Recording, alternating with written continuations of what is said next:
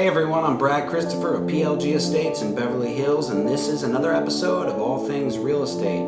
Today's topic is how much do I need for a down payment? And we'll answer that right after this.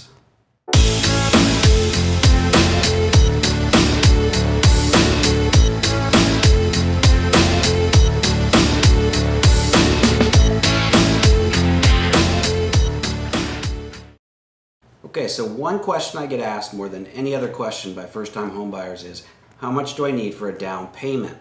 And this is a completely valid question. It's a lot of money, takes a lot of planning, a lot of patience. If you don't have any experience in this field, it can bring on a lot of confusion. And it could mean do or die whether or not you can actually purchase a home. That's why today I want to try to simplify it and sort of talk about down payment in a general sort of way. Today we'll talk about residential and not commercial.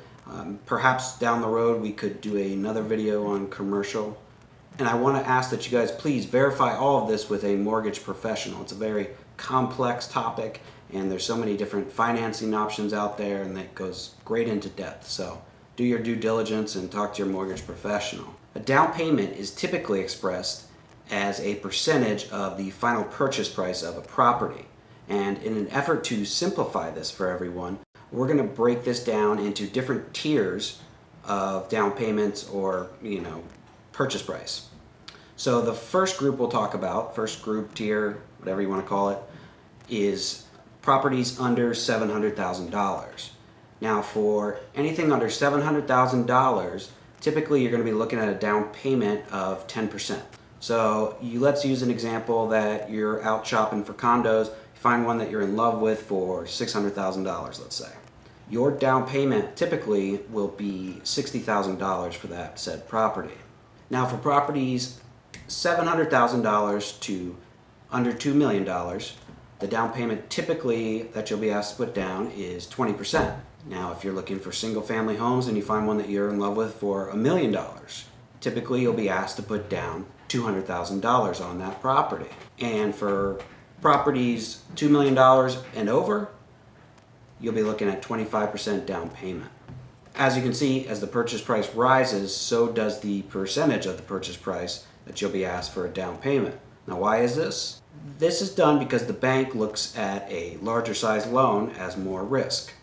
They want to make sure that for the larger loans that you have more money down, so you have incentive to stick around and finish paying off the loan. So as a general rule, properties under $700,000, 10%. $700,000 to under $2 million, 20%. Over $2 million, 25% for your down payment.